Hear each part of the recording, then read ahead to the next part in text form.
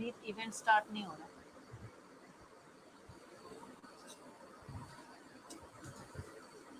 अस्सलाम वालेकुम बेटे, can you all hear me? Please drop me a message.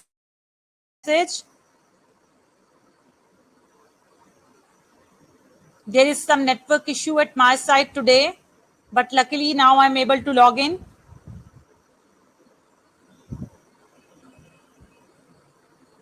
So can you people hear me bete?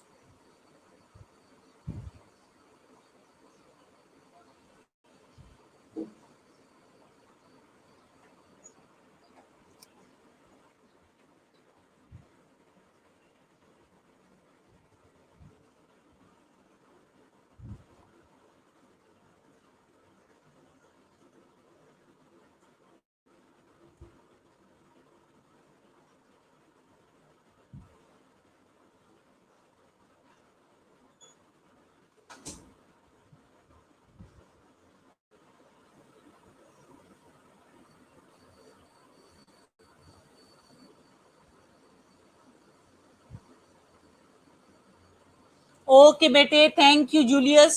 Okay, if you can hear me, let's start, bete. Today I'm gonna start with biotransformation. Biotransformation.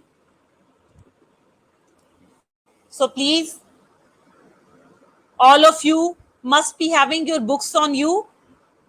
Pharmacology की किताब जो इनाम दानिश की है बेटे, तुम सबके पास होना बहुत जरूरी है उसका, वो अपने पास रखो.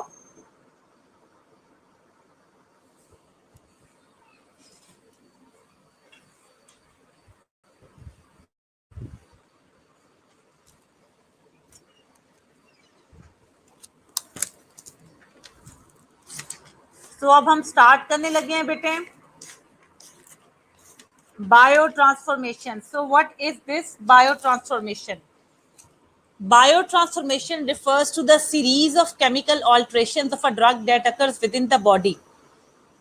Another name for biotransformation is simply metabolism of drugs. इसका मतलब ये है कि जब भी कोई ड्रग हम एडमिनिस्टर करते हैं तो वो हमारी बॉडी के अंदर सीरीज ऑफ इंटरेक्शन से गुजरती है, सीरीज ऑफ चेंजेस से गुजरती है. उन सीरीज ऑफ चेंजेस को as a whole biotransformation कहते हैं. Bio mean life, because within a living body के अंदर उस प्रोसेस से ड्रग गुजर गई है.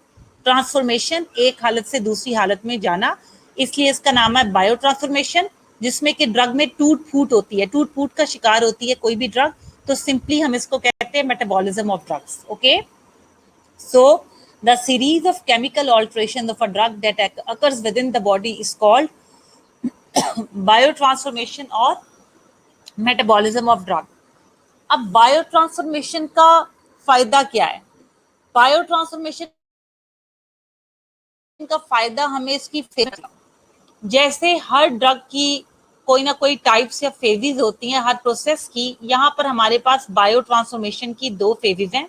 फेजेस ऑफ बायो ट्रांसफॉर्मेशन में एक है फेज 1 और फेज 2. यानी कि बायो ट्रांसफॉर्मेशन का जो प्रोसेस है वो दो फेजेस में कंप्लीट होता है या सिंपली दो हिस्सों में कंप्लीट होता है. एक हिस्से का नाम है फेज 1, दूसरे हिस्से का नाम है फेज 2. फेज 1 में क्या होता है? फेज 1 में लिपोफिलिक ड्रग को हम पोलर मॉलिक्यूल्स में कन्वर्ट करते हैं. मैंने तुम लोगों को पहले ही बताया था, जब भी हम कोई ड्रग एडमिनिस्टर करते हैं तो जो लिपोफिलिक ड्रग होगी वो बहुत आसानी से सेल मेम्ब्रेन से पास होकर सेल के अंदर चली जाएगी, क्योंकि सेल मेम्ब्रेन बायलिपिड इन नेचर है. दो लिपिड लेयर से मिलके बनी हुई है सेल मेम्ब्रेन. सो इसका मतलब है जैसे दो डिफरेंट तेलों को या दो डिफरेंट ऑयल्स को हम बहुत आसानी से आपस में मिक्स कर सकते हैं, लेकिन जब हम पानी और ऑयल को मिक्स करते हैं तो उसके ग्लोब्यूल्स बन जाते हैं. ये सब मैंने क्लास में बताया, हल्का सा रीकैप दे रही हूँ. अगर रीकैप नहीं होगा तो बायो ट्रांसफॉर्मेशन अच्छे से क्या करते हैं इसके अंदर, बिल्कुल इसी तरह जैसे दो ऑयल्स बहुत आसानी से मिक्स हो जाते हैं, तो अगर कोई ड्रग लिपोफिलिक होगी तो वो बहुत आसानी से सेल मेम्ब्रेन से पास हो सकेगी। जब सेल मेम्ब्रेन से पास हो जाएगी तो उसके बाद ड्रग जो है वो दाखिल हो जाएगी सेल के अंदर। याद रखो, सेल के अंदर दाखिल हुई, खून में शामिल हुई, सेल से गुजर के, आरबीसी से गुजर के, उनकी आरबीसी की लेयर से गुजर के, आरबीसी सेल्स हैं, उनकी सेल मेम्ब्रेन है, बायोलिपिड इन नेचर है। जो भी बॉडी में जितने भी सेल्स हैं, सिर्फ आरबीसी भी नहीं, जहां भी ड्रग ने दाखिल होना है वो बायोलिपिड लेयर से गुजरेगी और उसके बाद वो दाखिल होगी ब्लड में। और याद रखो फिर ब्लड उसको पूरी बॉडी में ट्रांसपोर्ट करता है। अब ब्लड में मेन जो हमारे पास ब्लड है वो प्लाज्मा इन नेचर है और वाटर इन नेचर है। हम कहते हैं हम जितनी भी ड्रग्स एडमिनिस्टर करते हैं वो या वीक एसिड होती हैं या वीक बेसिस होती हैं। अब वीक एसिड और वीक बेसिस का क्या मतलब है? स्ट्रॉन्ग एसिड का मतलब है कि ड्रग एकदम टूट फूट जाएगी और खत्म within a blink of an eye. जैसे हाइड्रोक्लोरिक एसिड HCl, वो एकदम हाइड्रोजन प्रोटॉन में और क्लोराइड आयन में बदल जाता है। लेकिन acetic acid CH3COOH weak acid है, वो बहुत जल्दी जो है अपने आयंस में क्या है नहीं तब्दील होता, HCl की तरह या नाइट्रिक एसिड की तरह। अब इसका हमें फायदा है, वीक बेसिस से भी यही मुराद है। स्ट्रॉन्ग बेस वो होगी जो बहुत जल्दी टूट फूट जाएगी या अपने अपनी मॉलिक्यूल्स में कन्वर्ट हो जाएगी, और वीक बेस वो होगी जो आसानी से नहीं बल्कि थोड़ा टाइम लेगी या कंप्लीटली टूट फूट का शिकार नहीं होगी। इसका फायदा क्या है? इसका फायदा ये है कि जब ड्रग पहले लिपोफिलिक, इससे हम ड्रग की ना पीएच को एडजस्ट कर सकते हैं। इसीलिए ड्रग्स को स्ट्रॉन्ग एसिड और स्ट्रॉन्ग बेस नहीं होना चाहिए, वीक एसिड और वीक बेसिस होना चाहिए। हमेशा वीक एसिड और वीक बेसिस को हम पीएच के हिसाब से एडजस्ट कर सकते हैं। पीएच, ब्लड की पीएच, प्रोटॉन आयन कंसंट्रेशन पड़ी हुई है ना, 7.4 ब्लड की पीएच, 7.2 से 7.4, इसी तरह स्लाइवा की अलहदा, यूरिन की अलहदा।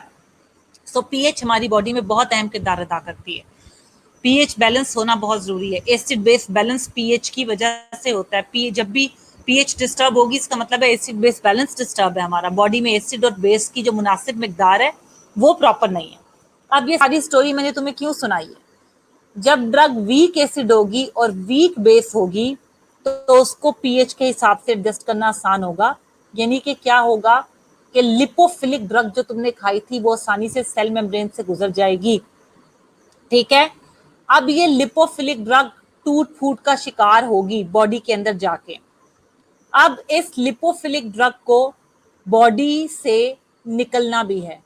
बॉडी से निकलेगी यूरिन के जरिए।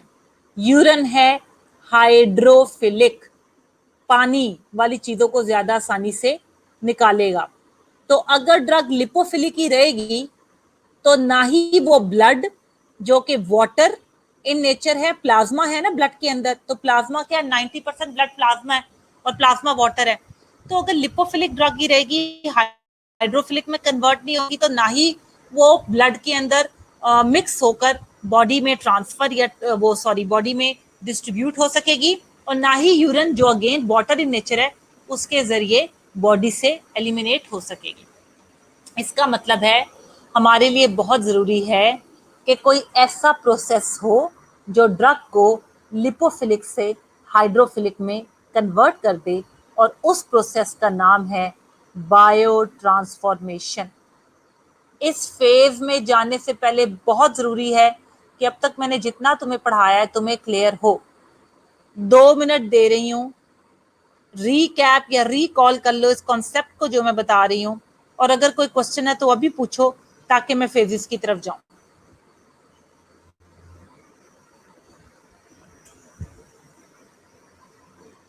And if it's clear, do write और do let me know that you are fine so far, ताकि मैं आगे चलूं।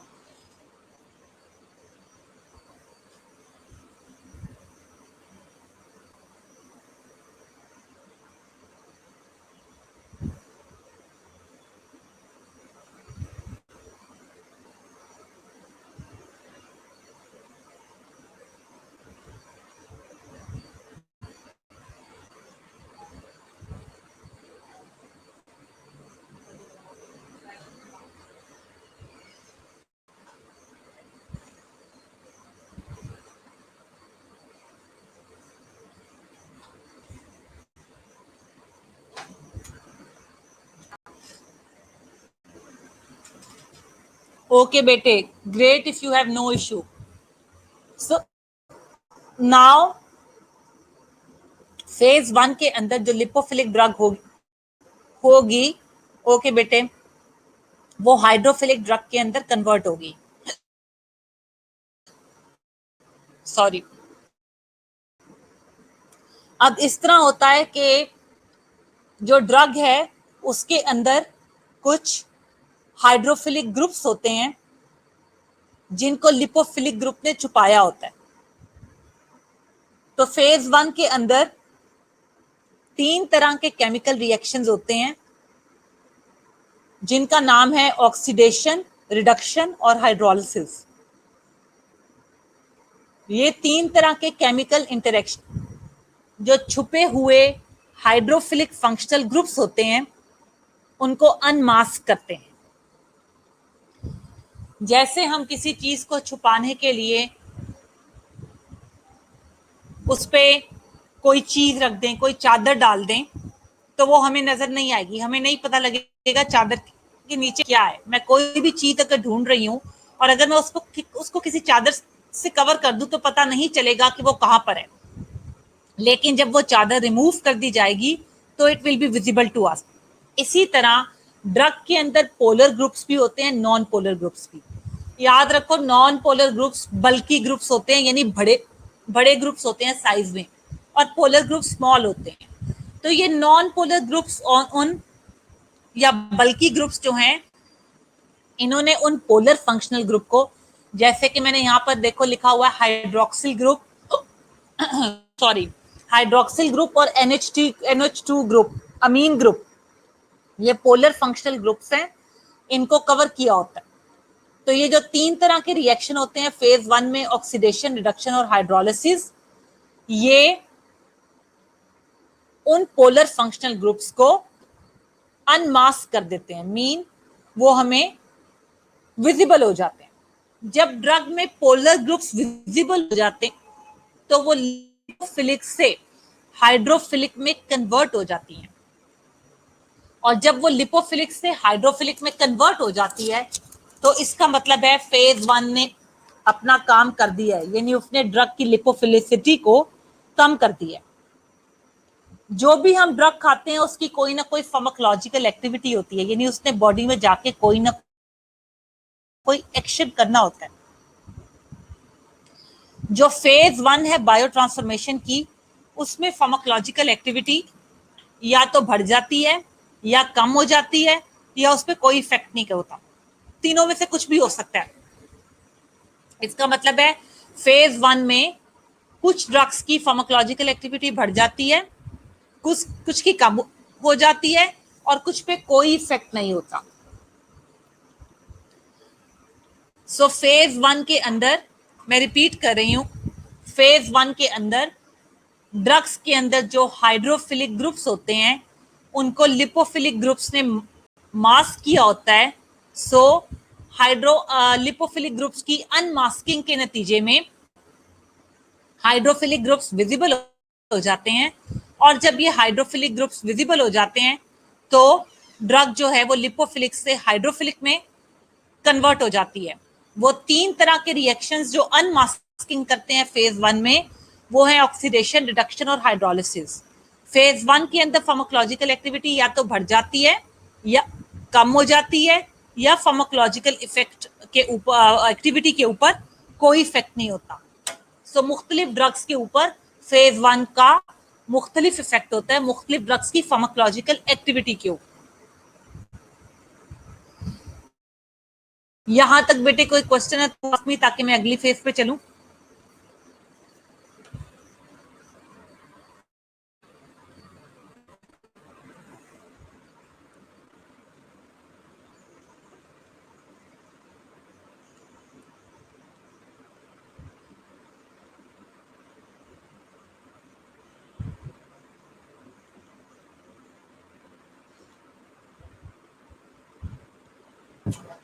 ओके बेटे, परफेक्ट.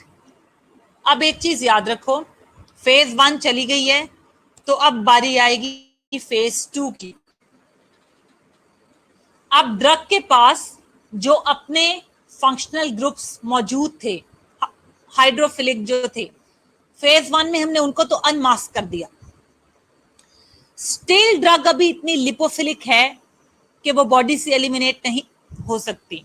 इसका मतलब है अब ड्रग के अंदर कोई और चेंजेस लाने पड़ेंगे। तो इस फेज के अंदर जो रिएक्शन इन्वॉल्व है उसका नाम है कॉन्जुगेशन।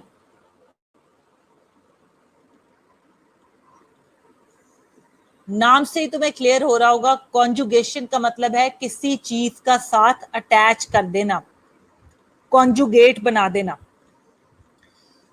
इस फेज के अंदर हम बॉडी के अंदर मौजूद जो हमारे पास एसिड्स वगैरह हैं, जो कि सब के सब हाइड्रोफिलिक इन नेचर हैं, उनको हम ड्रग के साथ ज्वाइन कर देते हैं।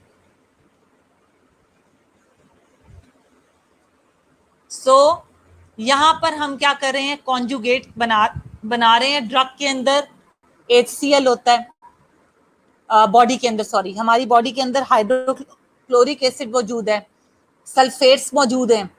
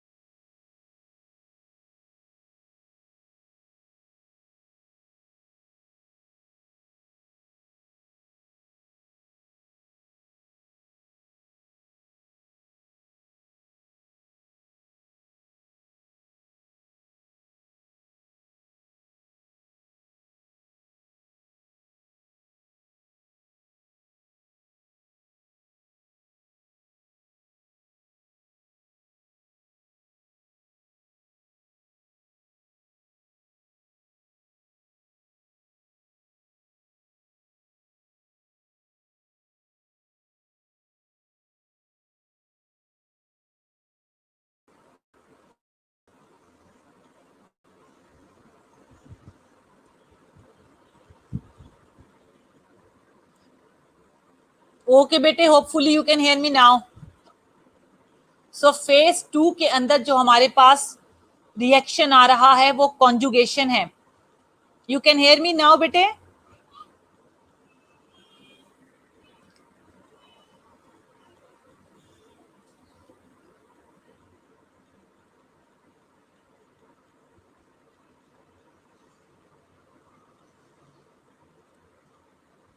ओके बेटे, फेज 2 की हम बात करेंगे। फेज 2 के अंदर जो रिएक्शन हमारे पास आ रहा है वो है कॉन्जुगेशन। कॉन्जुगेशन के अंदर बॉडी के अंदर मौजूद अमाइनो एसिड, एसिटिक एसिड और हमारे पास जो सल्फ्यूरिक एसिड मौजूद हैं, ग्लूकोरोनिक एसिड मौजूद हैं, हम इसको ज्वाइन कर देते हैं ड्रग के साथ और ड्रग की हाइड्रोफिलिसिटी और बढ़ा देते हैं। क्योंकि बेशक फेज 1 के अंदर ड्रग लिपोफिलिक से हाइड्रोफिलिक में कन्वर्ट हो गई है, लेकिन वो अभी इतनी हाइड्रोफिलिक नहीं हुई कि बॉडी से बहुत आसानी से निकल सके। वहां पर ड्रग फेज 2 में दाखिल होती है। जब ये पोलर ग्रुप्स ड्रग के साथ लग जाते हैं तो ड्रग कन्वर्ट हो जाती है हाइड्रोफिलिक में और फिर आसानी से बॉडी से एलिमिनेट हो जाती है। बताया था फेज 1 के अंदर फार्माकोलॉजिकल एक्टिविटी या तो बढ़ती है ड्रग्स की या कम हो जाती है या उस पर कोई इफेक्ट नहीं होता। बट याद रखो फेज 2 के अंदर थेराप्यूटिक एक्टिविटी या फार्माकोलॉजिकल एक्टिविटी ड्रग की बिल्कुल खत्म हो जाती है, सब ड्रग्स की। एक एक्सेप्शन है हमारे पास यहां पर, मॉर्फिन। मॉर्फिन फेज 2 से गुजरने के बाद एक कॉन्जुगेट बनाता है जिसका नाम है मॉर्फिन 6 ग्लूकोरोनाइड। तुमने अक्सर पढ़े होंगे ड्रग के ग्लूकोरोनाइड्स बनते हैं और वो बॉडी से निकल जाते हैं। ये वही ग्लूकोरोनिक एसिड है जो हमारी बॉडी में मौजूद है, जो ड्रग के साथ कंबाइन करता है और मेटाबोलाइट बनाता है और ड्रग बॉडी से आसानी से निकल जाती है। लेकिन जब यही ग्लूकोरोनाइड मॉर्फिन के साथ लगता है, ग्लूकोरोनिक एसिड, और जो ये मेटाबोलाइट बनाता है मॉर्फिन 6 ग्लूकोरोनाइड, इसकी थेराप्यूटिक एक्टिविटी मॉर्फिन की निस्बत ज्यादा होती है। ये एक्सेप्शन है। बाकी सारी ड्रग्स की थेराप्यूटिक एक्टिविटी खत्म हो जाती है या वो इनएक्टिव हो जाती है फेज 2 में, लेकिन मॉर्फिन एक्सेप्शन है कि फेज 2 में गुजरने के बाद ये जब मॉर्फिन 6 ग्लूकोरोनाइड में तब्दील होता है तो ये कॉन्जुगेट मॉर्फिन की निस्बत थेराप्यूटिकली ज्यादा एक्टिव होता है। बेटे सॉरी, मुझे जरा हिकअप लगे हुए हैं और ऑब्वियसली रोजा आई कैन नॉट ड्रिंक वाटर। थोड़ी देर बाद शायद तुम्हें एक वेट वेट सा साउंड सुनाई दे रहा हो, दैट इज बिकॉज कि मेरी मुझे हिक्कियां लगी हुई हैं and they are not going away. I have tried everything, so Ramzan I can not go for water, so bear with me, अभी थोड़ी देर में ठीक हो जाएंगे।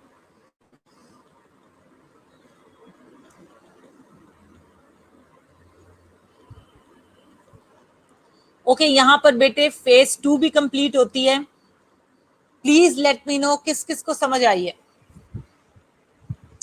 इस सारे प्रोसेस की, ये क्यों हो रहा है, किस तरह हो रहा है, phase 1 phase 2। Okay thank you आपदा। ओके बेटे मुझे बताना जरा आप कि इसमें कोई कंफ्यूजन तो नहीं है फेज 2 में, अगर है तो मुझसे पूछो।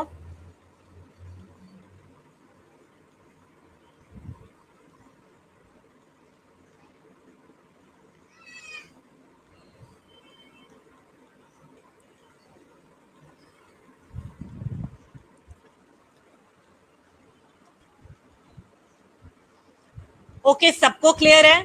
जूलियस तुम्हें क्लियर है?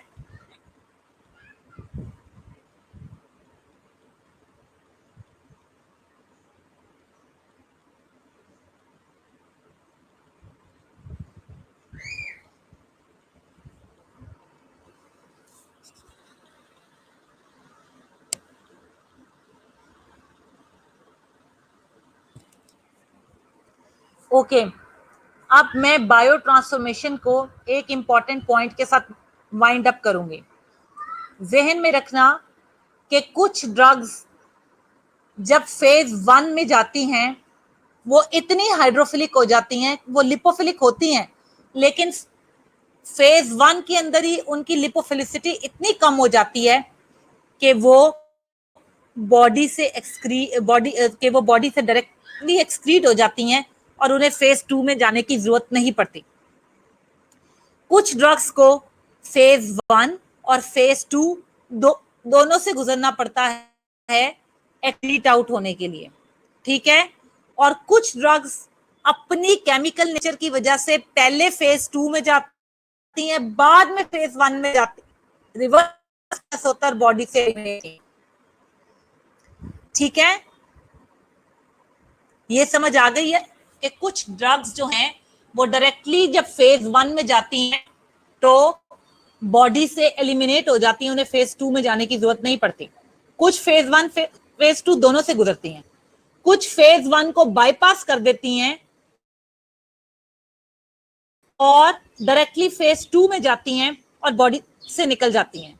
और कुछ ड्रग्स ऐसी हैं जो पहले फेज 2 में जाती हैं, बाद में फेज 1 में जाती हैं और बॉडी से एलिमिनेट होती हैं। क्या ये भी क्लियर है तुम लोगों को जो सारा मैंने बताया? ये सिंपल बेटे, इसके अंदर साइंस है।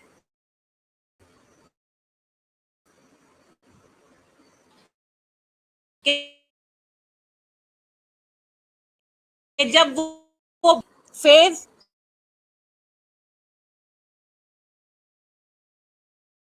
2 में जाओगी बहुत ज्यादा तो वो दोनों फेजेस से गुजरेगी। कुछ जो हो जाती हैं कि वो बॉडी से एलिमिनेट हो जाती हैं, और कुछ ऐसी हैं जो पहले 2 में पहले कॉन्जुगेट बनाती हैं, बाद में 1 में जाके उनकी अनमास्किंग होती है और वो बॉडी से जाती हैं। तो ये कॉन्सेप्ट क्लियर है यहां तक? कोई क्वेश्चन है तो पूछ लो, इसके बाद मैं टोटली न्यू टॉपिक स्टार्ट करवाने लगी हूं।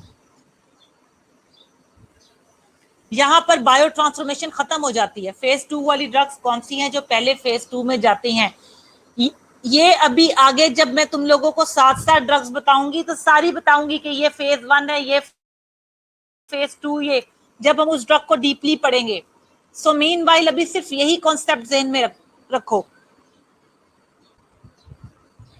बाद में ड्रग्स के नाम भी साथ साथ बताऊंगी, जैसे मैं साथ साथ इंट्रोड्यूस करती हूँ ना, ये भी साथ साथ बताऊंगी। फेज 1 के अंदर ड्रग के पास पोलर फंक्शनल ग्रुप मौजूद होते हैं जिनकी अनमास्किंग होती है। ये अनमास्किंग 3 तरह के रिएक्शंस के साथ होती है। ऑक्सीडेशन हो सकती है, रिडक्शन हो सकती है, या हाइड्रोलिसिस हो सकती है। ये 3 रिएक्शंस फेज 1 में अनमास्किंग करते हैं ड्रग्स की, जो उनके अंदर पोलर ग्रुप्स होते हैं उनकी, और उनको लिपोफिलिक से हाइड्रोफिलिक में कन्वर्ट करते हैं ताकि वो आसानी से बॉडी से एलिमिनेट हो सके। और फेज 2 के अंदर ड्रग कॉन्जुगेट बनाती है ऑलरेडी जो हाइड्रोफिलिक सब्सटेंसेस मौजूद है बॉडी में उनके साथ मिलकर, ताकि वो बॉडी से एलिमिनेट हो सके। क्लियर है सिद्रा? अगर अभी भी कोई क्वेश्चन है तो मुझसे पूछो।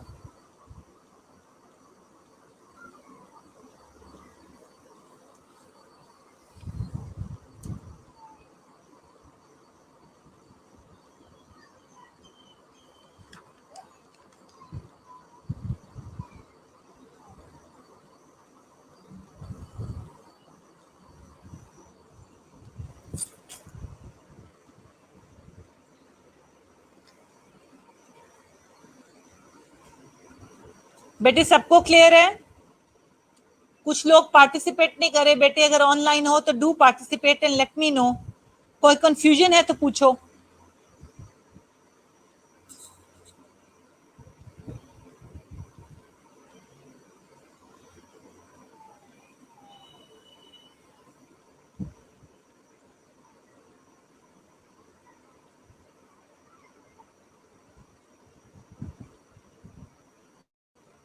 गुड आफ्टरनून बेटे।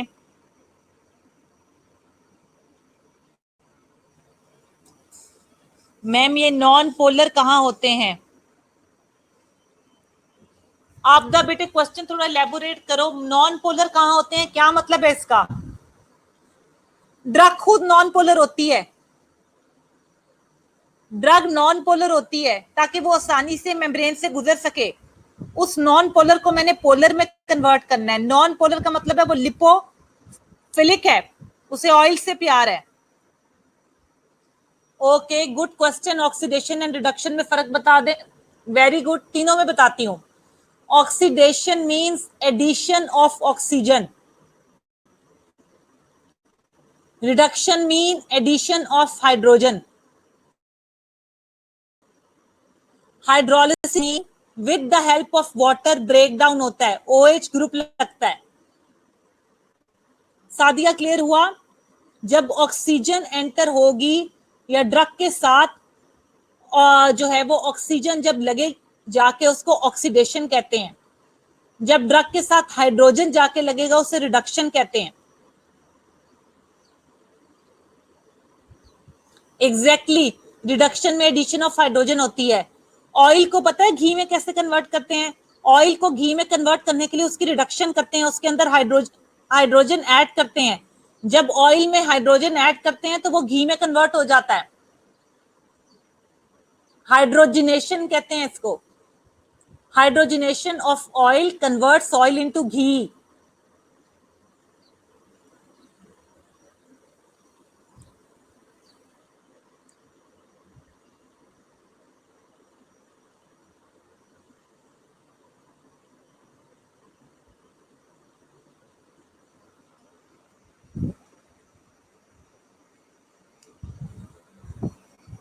ओके ग्रेट, अच्छी बात है। एग्जैक्टली केमिस्ट्री में पढ़ा था। यहां पर मैं एक चीज और बताऊंगी, उल्टी डेफिनेशन भी है। 3 डेफिनेशन है ऑक्सीडेशन और रिडक्शन की। अगर ये वाली समझ आ गई तो एक दूसरी सुनो। ऑक्सीडेशन में मैंने तुम्हें बताया है एडिशन ऑफ ऑक्सीजन, ठीक है। अगर कहीं लिखा हो ना रिमूवल ऑफ हाइड्रोजन तो वो भी ऑक्सीडेशन होती है। या मैं ऑक्सीजन ऐड कर दूं या मैं हाइड्रोजन रिमूव कर दूं, उसको ऑक्सीडेशन कहते हैं। इसी तरह रिडक्शन में या मैं हाइड्रोजन ऐड करूं या मैं ऑक्सीजन को रिमूव करूं, उसको भी रिडक्शन कहते हैं। क्या क्लियर हुआ यहां पर सबको जो मैं कह रही हूं?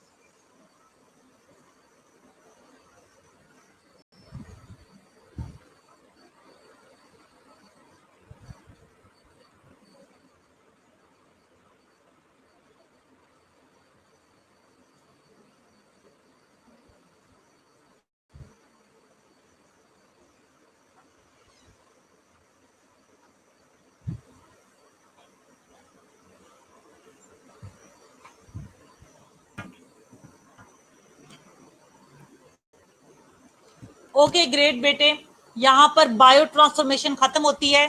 तुम्हारे लिए एक छोटा सा क्वेश्चन है, टाइप करके मुझे उसका आंसर बताओ। What is the purpose of bio transformation? अगर कोई तुमसे ये पूछे तो क्या जवाब दोगे? What is the purpose of transformation? Late me no, क्या जवाब दोगे?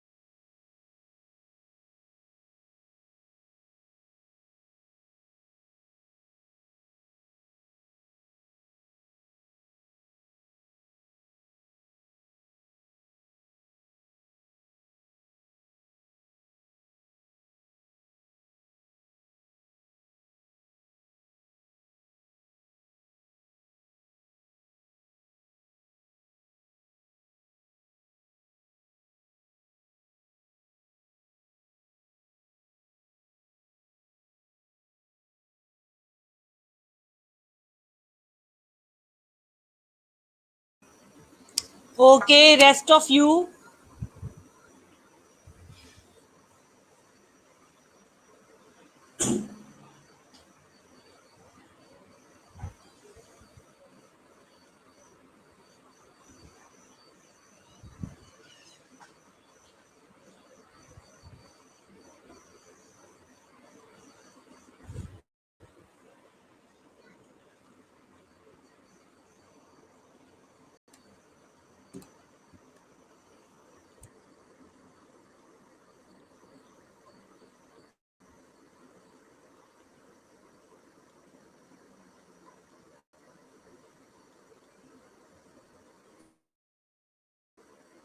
प्रो ड्रग की डेफिनेशन को, प्रो ड्रग क्या होती है? अगर याद है तो मुझे यहाँ लिख के बताओ,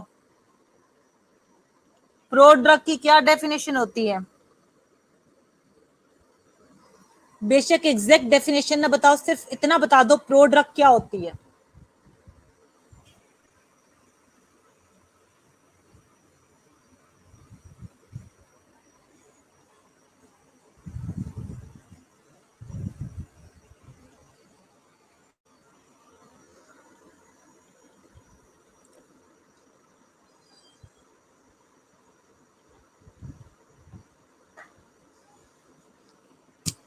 what is a prodrug बेटे? Please let me no.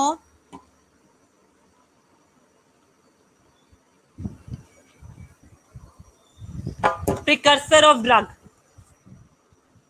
Okay, what kind of precursor? What happens actually?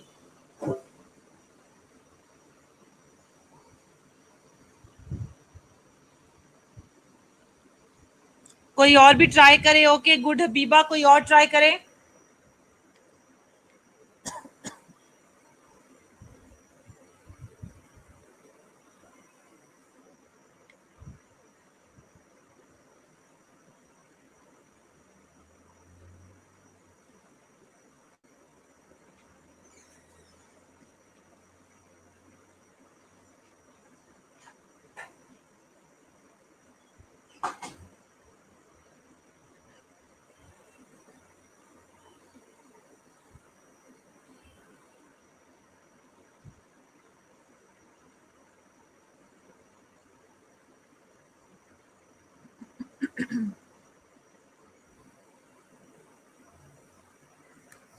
Okay, great. Prodrug is a drug which, when administered, is inactive but after metabolic methyldopa, Aldomet की गोली जो pregnancy में hypertension में देते हो wards वगैरह में, एल्डोमेट की गोली प्रो ड्रग है, क्योंकि जब हम उसे खाते हैं वो इनएक्टिव होती है, वो बॉडी में जाती है, उसकी बायो ट्रांसफॉर्मेशन होती है और वो कन्वर्ट होती है मेटाबोलाइट में जिसका नाम है मिथाइल डोपा नॉर एपिनेफ्रीन, और वो एक्टिव होता है। एल्डोमेट खुद एक्टिव नहीं होती, मिथाइल डोपा खुद कुछ नहीं करता, जब वो एक्टिव मेटाबोलाइट में कन्वर्ट करता है तो वो अपना एंटी हाइपरटेंसिव इफेक्ट शो करती हैं। ठीक है, अब देखो एक फायदा तो ये है मेटाबॉलिज्म का और बायो ट्रांसफॉर्मेशन का कि हम ड्रग को लिपोफिलिक से हाइड्रोफिलिक में कन्वर्ट कर रहे हैं ताकि वो बॉडी से आसानी से एलिमिनेट हो जाए। दूसरा फायदा क्या है, अगर कोई प्रो ड्रग है तो वो अपने नॉन या प्रिकर्सर से अपने एक्टिव मेटाबोलाइट में कन्वर्ट होगी और अपना इफेक्ट शो करेगी बॉडी में। क्लियर?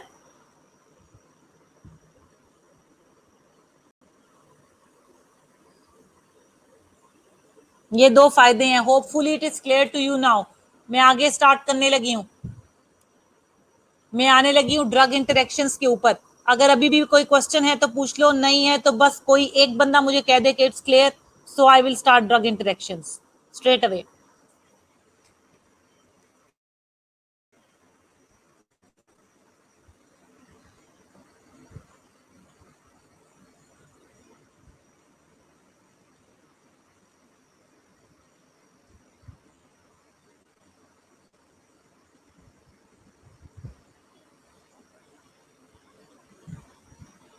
ओके बेटे, I am gonna start with drug interactions. यानी कि जब हम ड्रग्स खाते हैं, अक्सर तुमने देखा होगा लोग 2 3 4 ड्रग्स इकट्ठी खा रहे होते हैं, उनके कैसे कैसे इंटरेक्शंस हो सकते हैं आपस में। ठीक है, अच्छा, उसके भी बजाय हम यहाँ पर उन ड्रग इंटरेक्शंस की बात कर रहे हैं जो जो ड्रग्स आपस में इंटरफेयर करती हैं वो एडवर्स ड्रग रिएक्शंस में आती हैं। ये जनरल हमारे पास ड्रग के इंटरेक्शंस हैं, समेशन, सिनर्जिज्म एंड पोटेंशिएशन।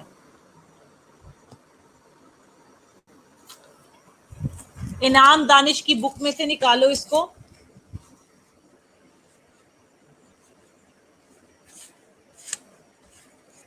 इनाम दानिश की बुक में बेटे पेज नंबर 16 है मेरे पास, सफा नंबर 16 के अंदर दिए हुए हैं ये ड्रग इंटरेक्शंस।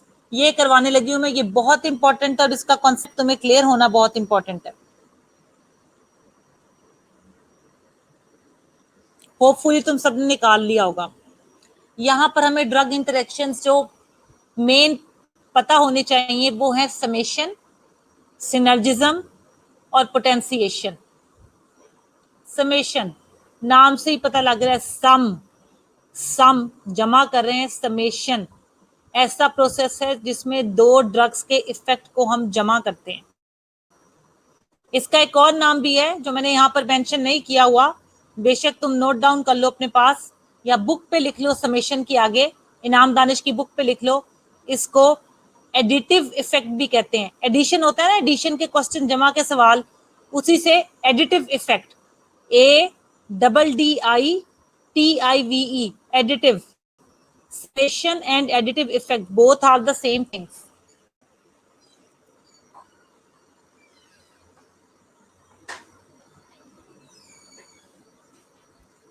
जब भी हम दो या दो से ज्यादा ड्रग्स को आपस में कंबाइन करें और उनका कंबाइंड इफेक्ट उनके इंडिविजुअल इफेक्ट के जितना हो तो उसे समेशन कहते हैं।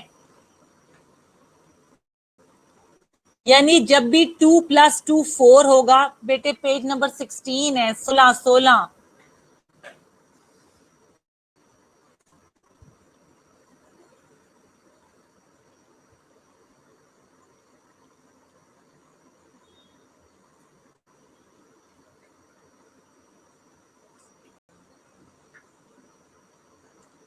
जब भी दो या दो से ज्यादा ड्रग्स को हम आपस में कंबाइन करें और उनका कंबाइंड इफेक्ट उनके इंडिविजुअल इफेक्ट के जितना ही हो, उसको समेशन या एडिटिव इफेक्ट कहते हैं। मतलब अगर मैंने एक ड्रग खाई है, उसका इफेक्ट है 2%, मैंने एक और ड्रग खाई है, उसका इफेक्ट भी है 2%, मैं इन दोनों ड्रग्स को कंबाइन कर देती हूँ तो उसका इफेक्ट हो जाएगा 4%। दोनों ड्रग्स को लैदा लैदा भी खाऊं तो 4% आता है, एक साथ भी खाऊं मिक्स करके एक ही ड्रग में कंबाइन करके खाऊं तो भी 4%। इसको कहते हैं मीन्स 2+2 4, 3+3 6, या से अगर कंबाइंड इफेक्ट भी एक जैसा आ रहा है और इंडिविजुअल इफेक्ट भी एक जैसा आ रहा है, फिर हमें कंबाइन करने की क्या जरूरत है? जब दो ड्रग्स अलग अलग खा रही हूँ तब भी 4 इफेक्ट आ रहा है, जब दोनों कंबाइन करके खा रही हूँ तब भी 4 ही आ रहा है, तो फिर क्या जरूरत है कंबाइन करने की? मुझे तुम्हारे में क्या आता है, लेट मी नो।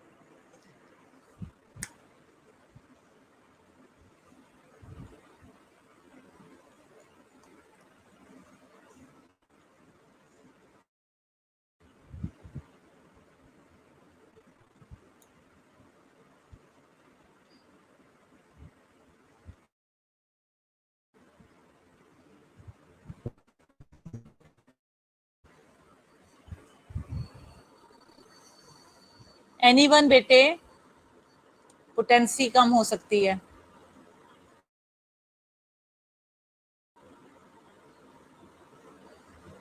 पोटेंसी कम होगी तो क्या फायदा होगा उससे?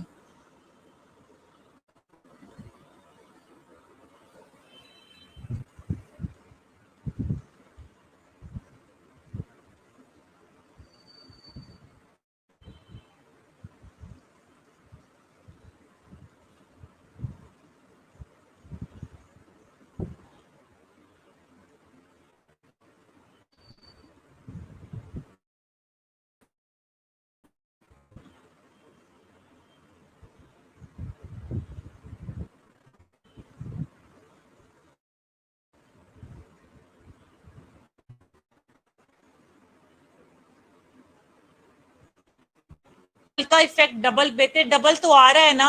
मैंने ड्रग पहले अकेली खाई तो उसका 2 इफेक्ट था, फिर मैंने दूसरी ड्रग खाई उसका भी 2 इफेक्ट था, मैंने दोनों को कंबाइन कर दिया तो जब 2+2 4 था तो अब भी 2+2 4 होगा।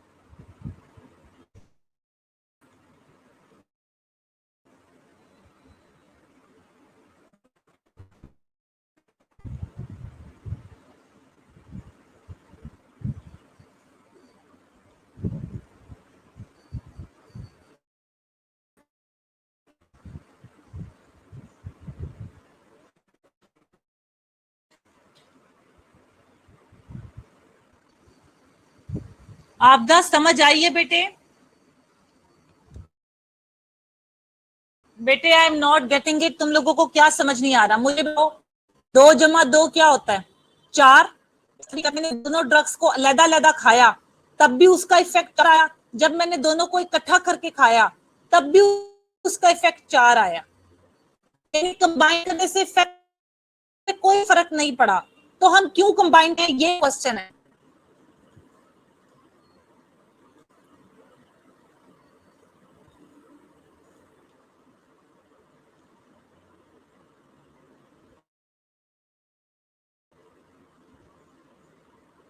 आप क्या समझ रहे हैं? तुम्हारे पास दो दवाइयां हैं, एक दवा तो इसका इफेक्ट आता है 2, मैं ऐसे ही 2 एक रेफरेंस नंबर ले रही हूँ, और जब तुम दूसरी आती है उसका इफेक्ट भी आता है 2, दोनों गोलियां अलग अलग नहीं, तो मैंने दोनों का इफेक्ट था 2, उनको जमा किया तो इफेक्ट आया 4। अब मैंने क्या किया, इन दोनों दवाइयों को एक ही कैप्सूल के अंदर मिक्स कर लिया और एक साथ खा लिया, अब बी इफेक्ट 4 ही आया। तो मैं पूछ रही क्या फायदा दोनों को ज्वाइन करने का? क्लियर हुआ है मैं क्या कह रही हूं?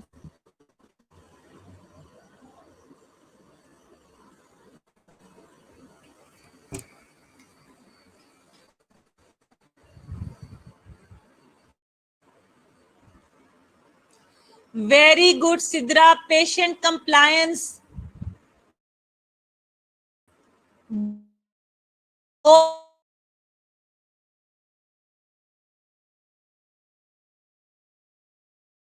दो टैबलेट्स नहीं खानी पड़ेंगी। गुड सिद्रा, जब हमें बाद में ज्यादा अच्छी हो गई खाती, यार मैंने एक ही बारी में वो दोनों गोलियां खा ली। लाखों मैं तो बेटे है, खुद भी सोचो तुम्हारा ब्रेन तुम्हें क्या जवाब है। जो तुम्हारे ब्रेन से जवाब आए, चाहे वो दुनिया का गलत तरीन जवाब क्यों ना हो, एटलीस्ट तुमने सोच के ट्राई तो किया। अब जब तुम्हारी बात में समझ आएगा बनिस्बत इसके कि मैं तुम्हें समझ ओके आप द गुड। तो अब क्या हो रहा है यहाँ पर? अब यहाँ पर ये हो रहा है बेटे, एक तो पेशेंट कंप्लायंस बढ़ेगी, दूसरा अक्सर जब हम दो ड्रग्स को कंबाइन करते हैं तो उनकी पोटेंसी कम हो जाती है। यानी पहले मैंने एक ड्रग खाई थी 3 मिलीग्राम और वो 2% इफेक्ट देती थी, दूसरी भी खाई 3 मिलीग्राम तो वो 2% इफेक्ट देती थी। जब मैं इनको कंबाइन करूंगी तो मे बी मुझे 3 मिलीग्राम नहीं, कॉम्बिनेशन में दोनों का 2-2 मिलीग्राम खाना पड़े और इफेक्ट वैसा ही आएगा।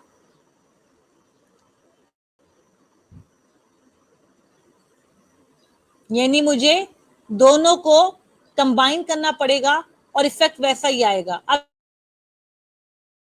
इससे कुछ ड्रग्स के इंटरेक्शन ऐसे होते हैं जो डोज की वजह से होते हैं, पोटेंसी की वजह से होते हैं। यानी तुम 100 मिलीग्राम 200 मिलीग्राम उसी ड्रग के तो एडवर्स इफेक्ट बढ़ना शुरू हो जाएंगे। इन्हें कहते हैं ऑगमेंटेड ड्रग रिएक्शंस या ऑगमेंटेड एडवर्स ड्रग के साइड भी बढ़ते चली जाएंगे। ऑगमेंट का मतलब होता है इंक्रीज होना। तो हमारे पास एडवर्स ड्रग रिएक्शंस की ढेर सारी टाइप होता है ऑगमेंटेड। इसका मतलब ये है कि जिस तरह मैंने ड्रग की डोज बढ़ाई, ड्रग का साइड इफेक्ट भी बढ़ना शुरू हो गया। तो ऐसा होता है कि जब हम दोनों टेबलेट्स को कंबाइन करते हैं, डोज कम हो जाती है, इफेक्ट वही रहता है, पेशेंट कंप्लायंस भी होता है, और पोटेंसी या क्वांटिटी की वजह से जो साइड 3 मिलीग्राम से पहले 2% इफेक्ट आ रहा था, जब मैंने कंबाइन किया तो अब 2 मिलीग्राम से 2% इफेक्ट आ रहा है।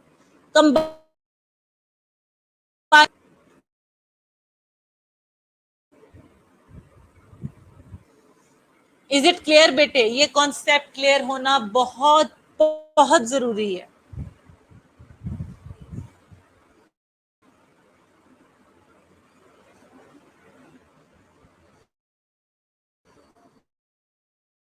आई होप कि तुम लोगों को पता होगा योम अली है, उसकी वजह से सिग्नल्स का इशू चल रहा है, बार बार सिग्नल ड्रॉप हो रहे हैं और ज्यादा हो रहे हैं, और कॉल्स पे भी उन्होंने शायद कोई पाबंदी लगाई हुई है।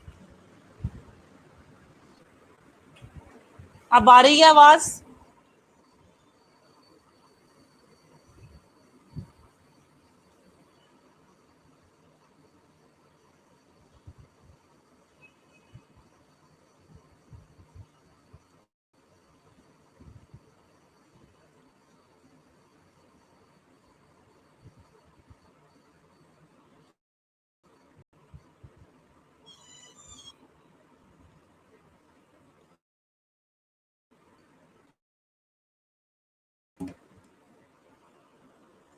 बेटे this is not because of the mike, this is because of the signal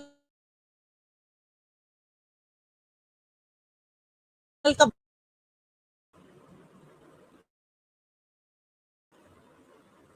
आप ठीक आ रही है बेटे? एकदम सिग्नल्स पूरे हो जाते हैं, एकदम ड्रॉप हो जाते हैं। I am sorry, I am helpless hair.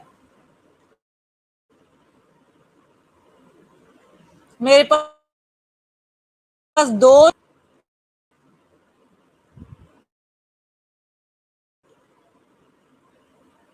आप समझ आ रही है?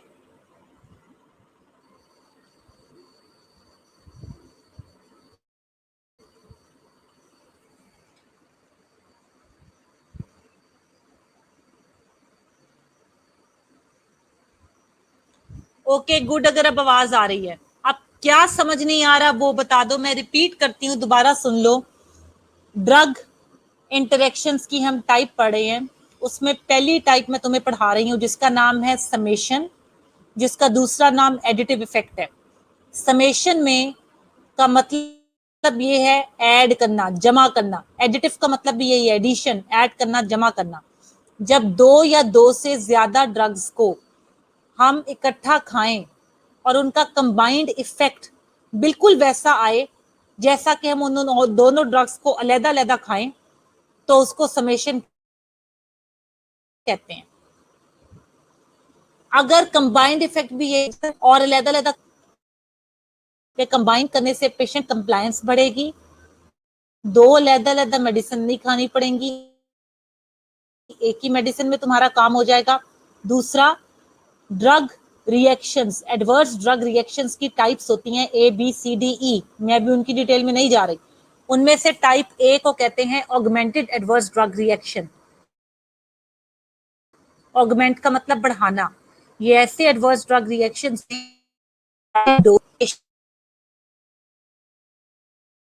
यानी जब हम दो या दो से ज्यादा ड्रग्स को कंबाइन करते हैं, उसका फायदा हमें अक्सर ये हो जाता है कि ड्रग की डोज कम हो जाती है और इफेक्ट वैसा ही मिलता है। तो इसका मतलब है वो रिएक्शन जो ड्रग की डोज ज्यादा होने की वजह से होते हैं, एडवर्स रिएक्शन होते हैं।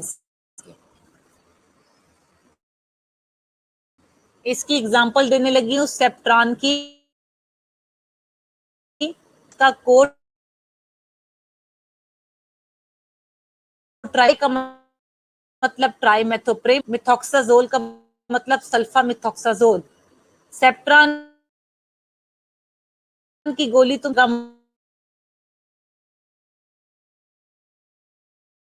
मौजूद होती है, वो सेप्ट्रान बनती है। सेप्ट्रान ट्रेड नेम है, को ट्राइमोक्साजोल जेनेरिक नेम है। को का मतलब कंबाइन, ट्राई का मतलब ट्राइमेथोप्रेम, दोनों ड्रग्स के नाम से थोड़ा थोड़ा लिया हुआ है। और मिथॉक्साजोल का मतलब सल्फा मिथॉक्साजोल। जब हम सल्फा मिथॉक्साजोल को अकेले खाते हैं और जब हम ट्राइमेथोप्रेम को अकेले खाते हैं, दोनों का इफेक्ट जब हम दोनों को कंबाइन करके खाते हैं एक ही जैसा आता है, लेकिन कंबाइन करने में ड्रग की पोटेंसी कम हो जाती है।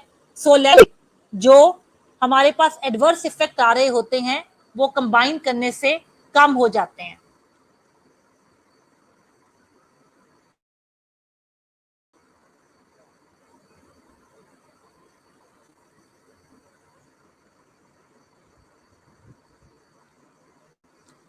अब आ रही है मेरी आवाज की अभी भी नहीं आ रही?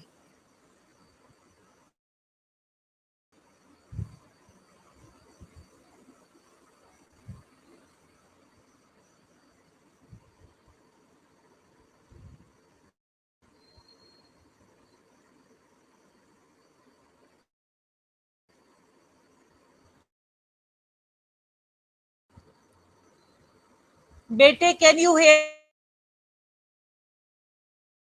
मी?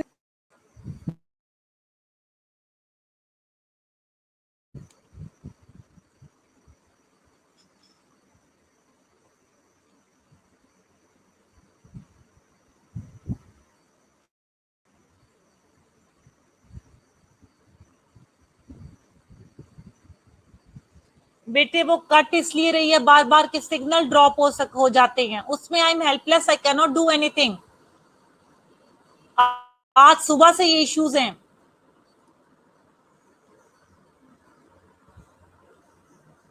यौम अली की वजह से।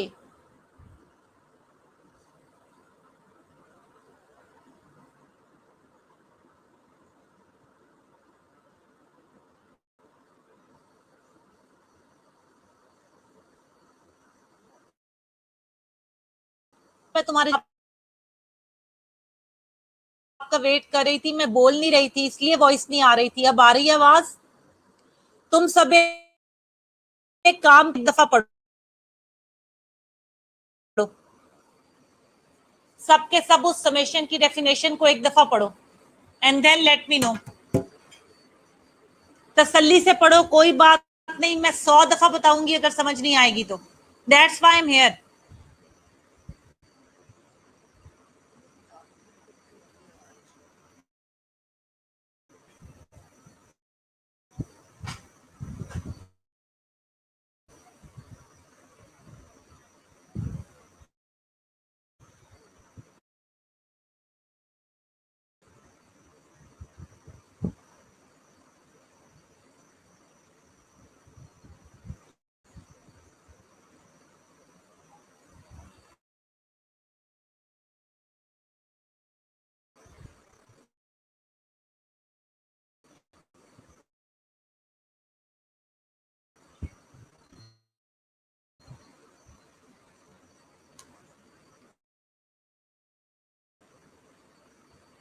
रीड करो बेटे, रीड कर रहे हो, की डेफिनेशन पढ़ो।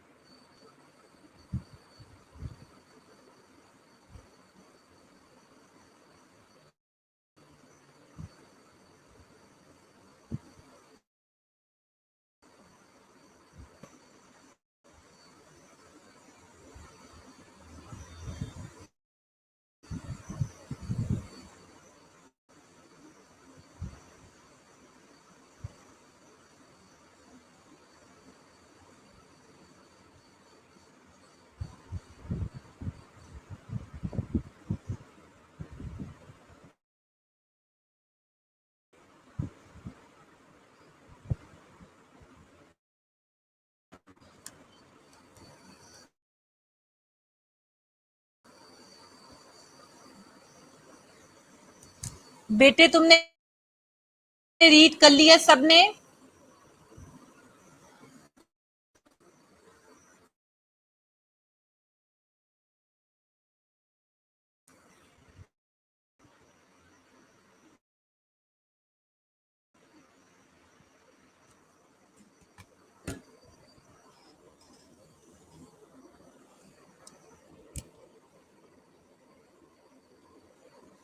Okay Sadia, what about the rest of you? Signals कुछ बेहतर हुए हैं? बायो ट्रांसफॉर्मेशन के वक्त तो बिल्कुल स्मूथ थे, अब एकदम पता नहीं क्या इशू चल रहा है फिर। अगर तुम्हें आधा जितना मैंने पढ़ाना है उसका आधा अगर समझ आता है और उसका आधा आज कवर होता है, इट्स ऑल राइट। मैं स्लाइड्स फिनिश करने की तरफ नहीं जाऊंगी। मेरा टारगेट हमेशा ये होता है जो मैं तुम्हें बता रही हूँ वो तुम्हें समझ लगे बस।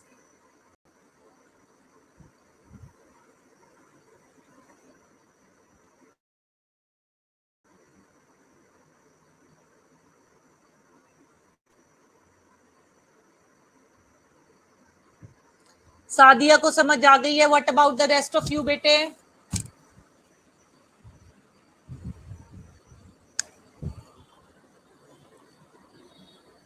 अगले इंटरेक्शन की तरफ जाऊं अगर ये क्लियर है तो?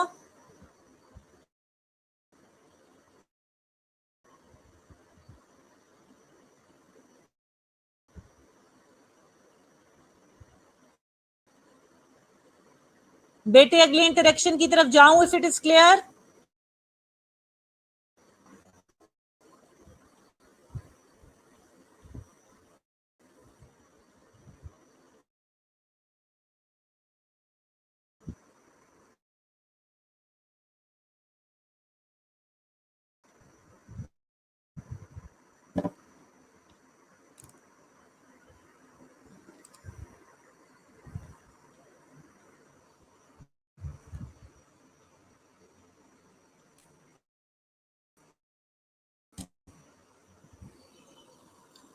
ओके बेटे, summation is done here. Now we are moving to synergism, जिसको के साइनर्जिस्टिक इफेक्ट कहते हैं।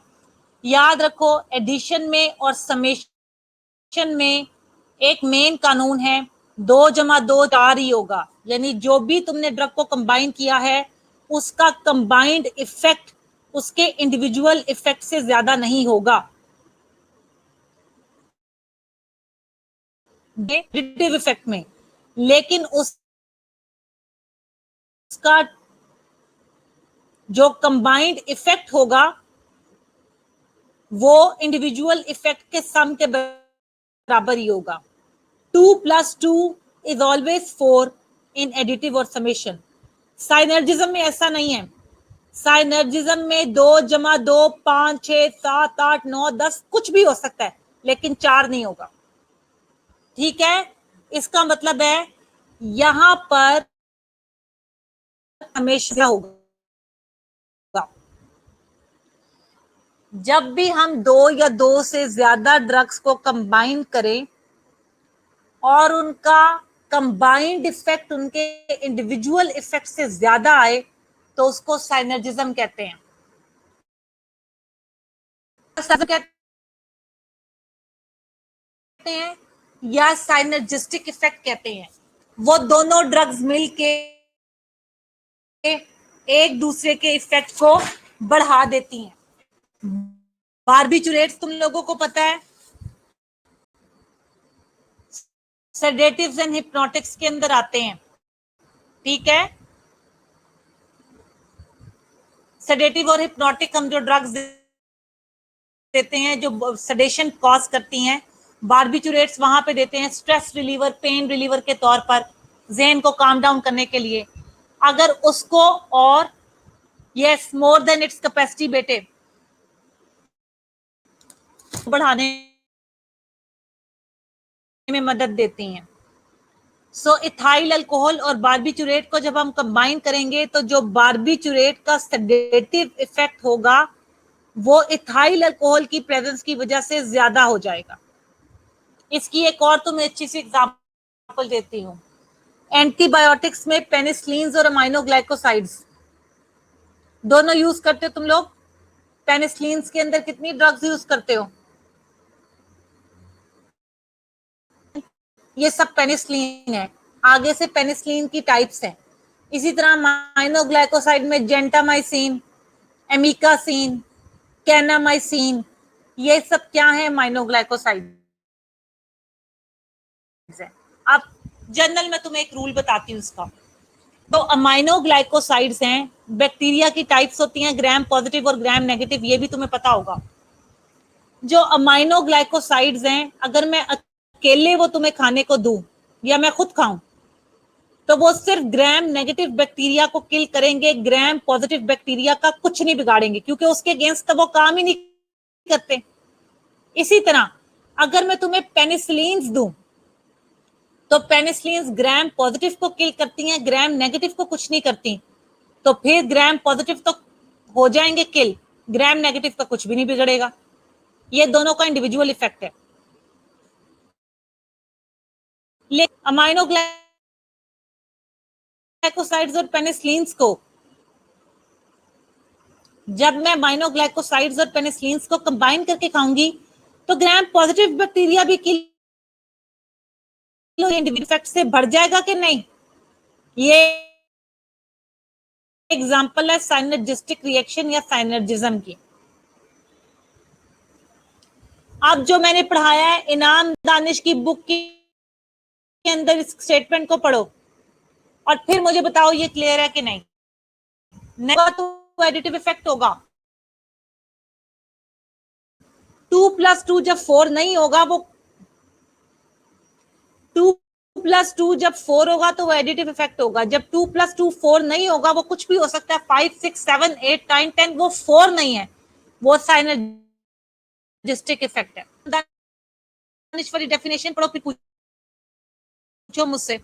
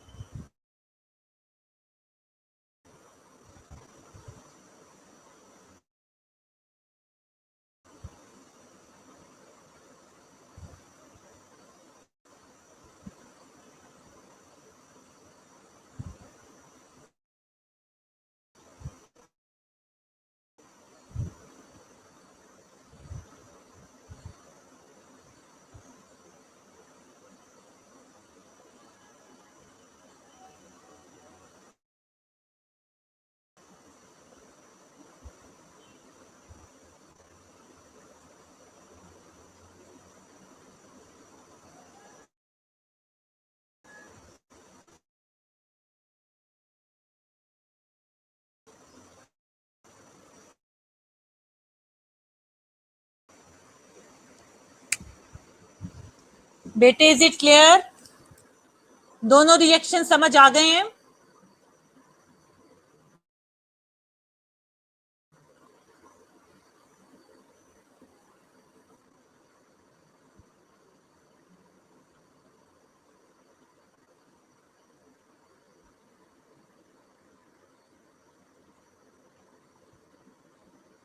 बेटे दोनों रिएक्शन समझ आ गए हैं?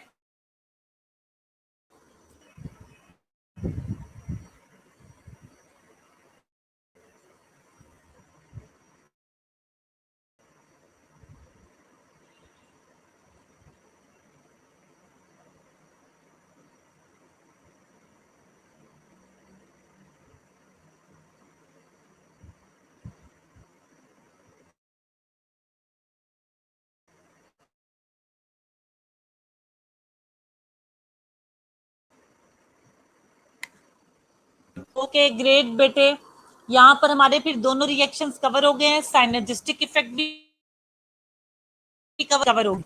अब मैं सॉरी एडिटिव इफेक्ट भी कवर हो गया है। अब मैं थर्ड रिएक्शन की तरफ आने लगी हूँ, इसका नाम है पोटेंशिएशन। सबने ऑगमेंटन का नाम तो सुना होगा,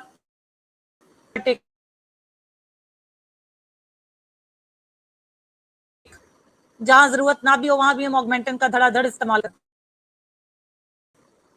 हैं। दो चीजें हैं, को एमोक्सीक्लेव ऑगमेंटन ट्रेड नेम है, जेनेरिक नेम है को एमोक्सीक्लेव। चीजें जुड़ी हुई हैं। एमोक्सीक्लेव, एमोक्सी का मतलब है एमोक्सिसिलिन जो कि पेनिसिलिन की टाइप है, और दूसरा क्लेव है क्लेवुलेनिक एसिड से। जब हम क्लेवुलेनिक एसिड को एमोक्सिसिलिन जो कि एक पेनिसिलिन है उसके साथ कंबाइन करते हैं तो एक ड्रग बनती है जिसका नाम है को एमोक्सीक्लेव।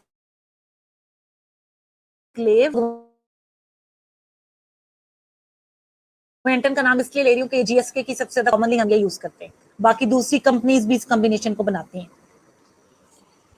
अब ऑगमेंटन के अंदर जो एमोक्सिसिलिन है ना, वो एक पेनिसिलिन है, और वो क्या है, वो है broad spectrum penicillin. Broad spectrum penicillin का मतलब ये है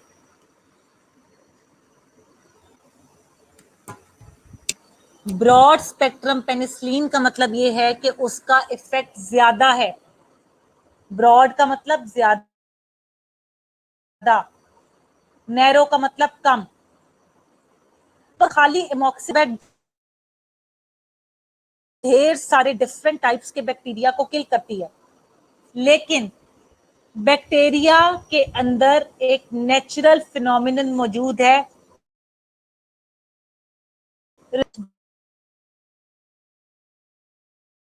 बहुत जल्दी रेजिस्टेंस डेवलप कर लेते हैं और एमोक्सिसिलिन अपना काम नहीं कर पाती।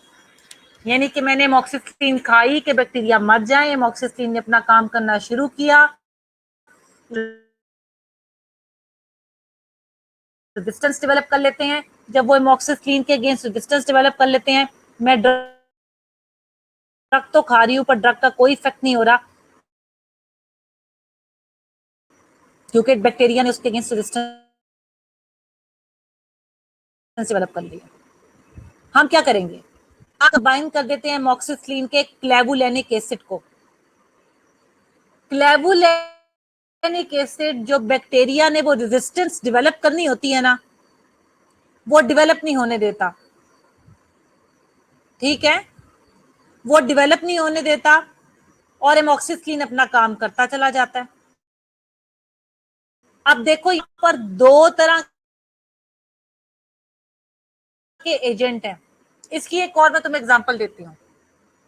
अब मैंने इस्लामाबाद जाना है, रास्ते में कोई और शख्स है, उसने मेरा रास्ता रोक लिया, मैं इस्लामाबाद नहीं जा पा रहा है, बंदे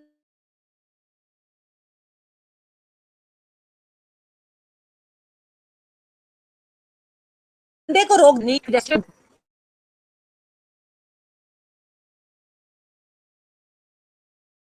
इस खुद बैक्टीरिया को किल नहीं कर सकता, खुद उसने कुछ नहीं करना बैक्टीरिया को, लेकिन जब हम उसको एमोक्सिसिलिन के साथ कंबाइन कर देंगे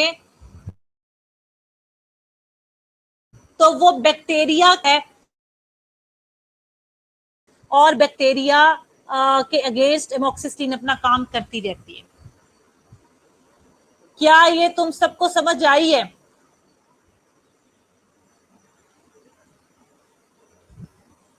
इज इट क्लियर बेटे?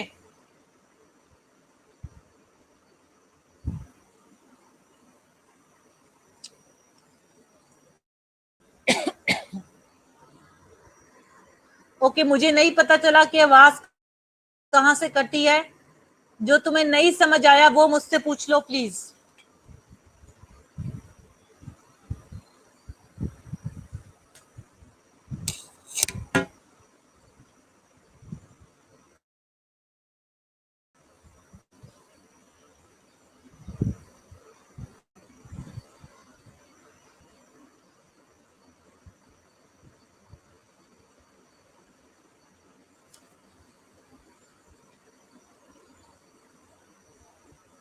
बेटे पहले जो हमने टाइप पढ़ी उसमें दोनों ड्रग्स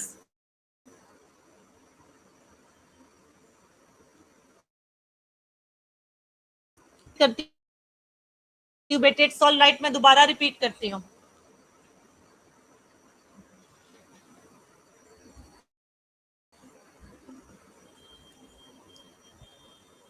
जब भी हम दो ड्रग्स को कंबाइन करें और उसमें एक ड्रग का कोई इफेक्ट ना हो लेकिन उसकी प्रेजेंस की वजह से दूसरी ड्रग का इफेक्ट बढ़ जाए, उसको पोटेंशिएशन कहते हैं। की उसमें दोनों ड्रग का अलग-अलग भी इफेक्ट होता है, जो अलग-अलग था और किसी का बढ़ जाता है, साइनर्जिज्म में बढ़ जाता है, एडिटिव में उतना ही रहता है। लेकिन पोटेंशिएशन में दो ऐसी ड्रग्स कंबाइन करते हैं जिसमें एक ड्रग का कोई फायदा नहीं है और दूसरी ड्रग सिर्फ अपना काम करती है। लेकिन जब मैं इन दोनों ड्रग्स को कंबाइन करती हूं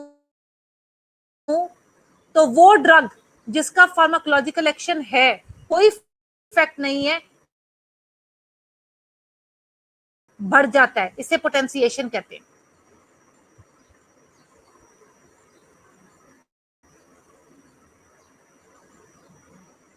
ये बिल्कुल ऐसा ही है, तुमने स्टेज पे जाके कोई परफॉर्मेंस देनी है, तुम्हारे घर अम्मी अब्बू में से आके कोई बैठ, अम्मी अब्बू भी तकरीर नहीं कर रहे हैं, तकरीर तुमने ही करनी है, लेकिन उनके बैठने की वजह से तुम्हारा हौसला बढ़ रहा है, तो इसे कहते हैं पोटेंशिएशन। किसी एक एजेंट की वजह से दूसरे एजेंट का इफेक्ट बढ़ जाना। Clear? Oh thank you Arooj, it's clear. तो क्या मैडम प्लीज समझ नहीं आ रही, उनको भी क्लियर है?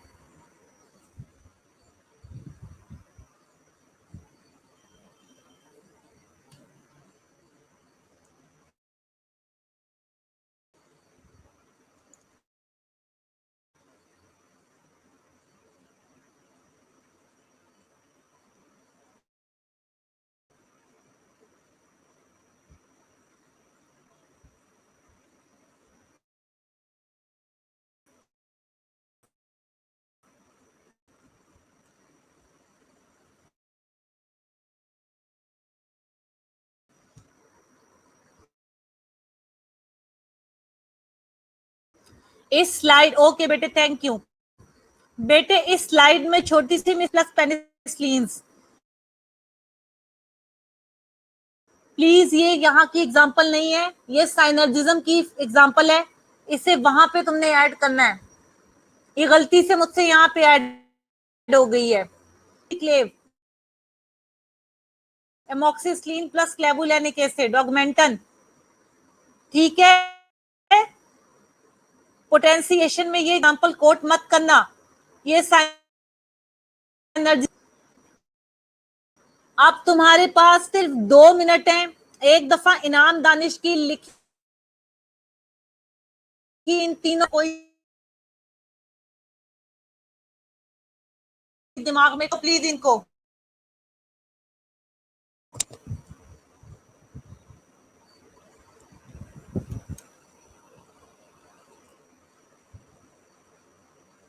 बुक से पढ़ो एकदम।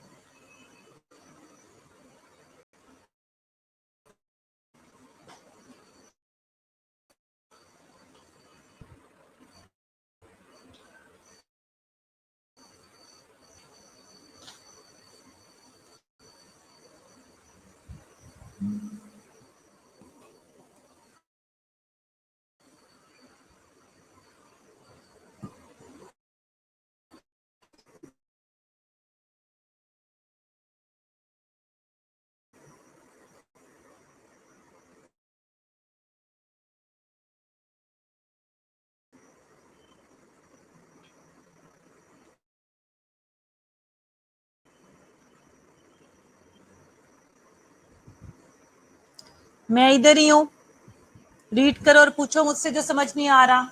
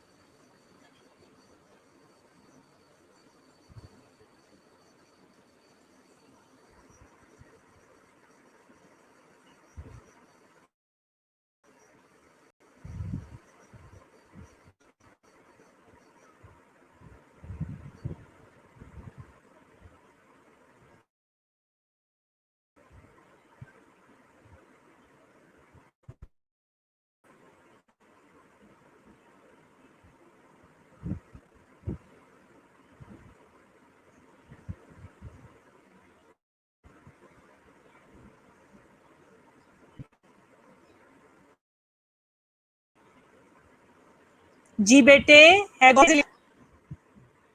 टाइम अप हो गया तुम्हारा।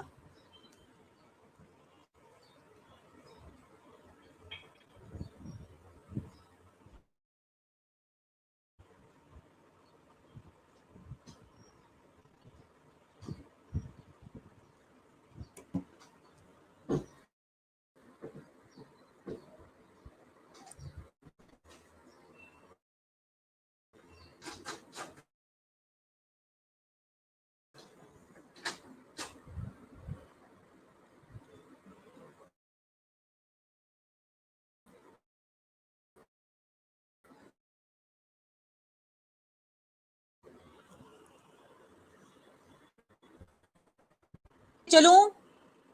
इफ इट्स क्लियर बेटे चलूं मैं?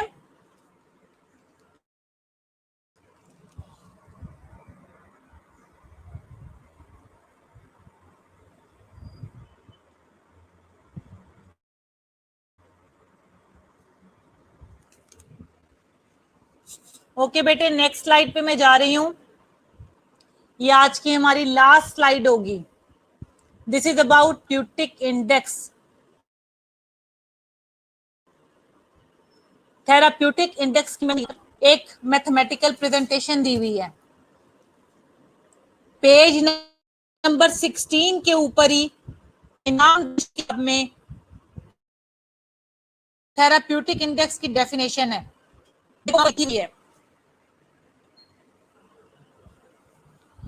The relationship between the dose of drug, और इस मैथमेटिकल प्रेजेंटेशन में भी प्लीज थोड़ी गलती है। LD50 lethal dose bye ED50 होना चाहिए, ये गलती से TD50 लिखा गया है। ED50 एक्टिव डोज, इसको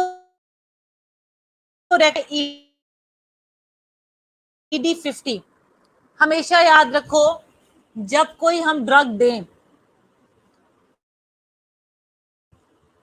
the relationship between the doses of a drug to produce desired and undesired effect, class में भी बताया था। अगर किसी ड्रग की 20 mg डोज जो है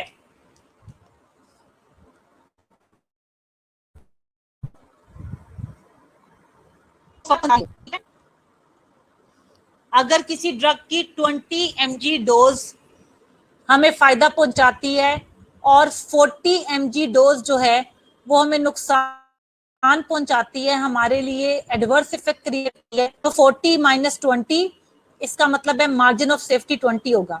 मिनिमम से मिनिमम तुमने 20 खानी है कि वो अपना इफेक्ट शो करे, 40 इससे ऊपर नहीं जा सकते क्योंकि उसके बाद एडवर्स इफेक्ट शुरू हो जाते हैं। तो 40 माइनस 20 इज 20, ठीक है। इसी तरह अगर कोई ड्रग अपना इफेक्ट शो करती है 20 पे,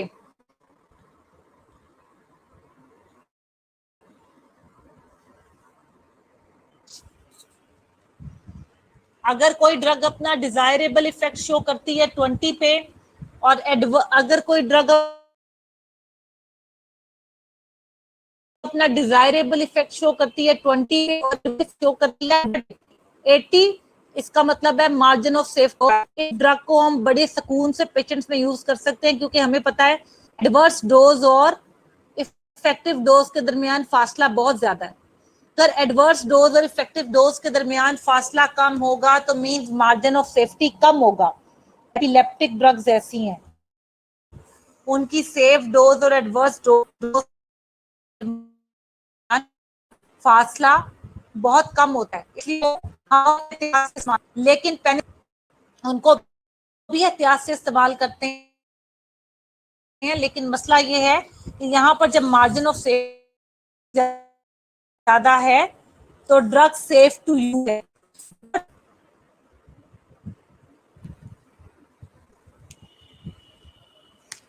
ओके बेटे, मैं थेराप्यूटिक इंडेक्स याद नहीं करवा रही, मैंने इंटरेक्शंस तक रोक दी है, बस यहीं तक होगा। यहां से मैं नेक्स्ट ओके। आज सिग्नल्स की वजह से मैं इसको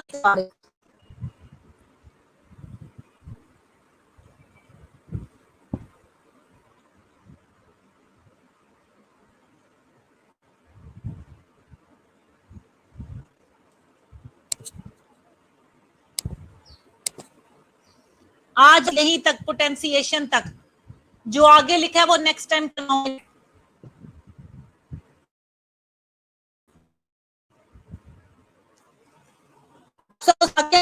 मैं नहीं करवा रही, यहां से आगे नेक्स्ट टाइम करवाऊंगी, सेशन एंड करने लगी हूं। Is it clear?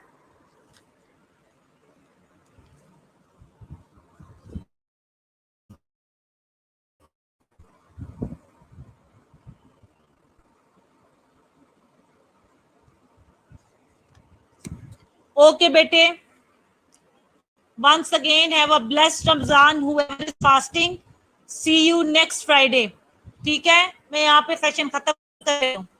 Take care all of you. जितना पढ़ो, इनाम दानिश की किताब से पढ़ना है.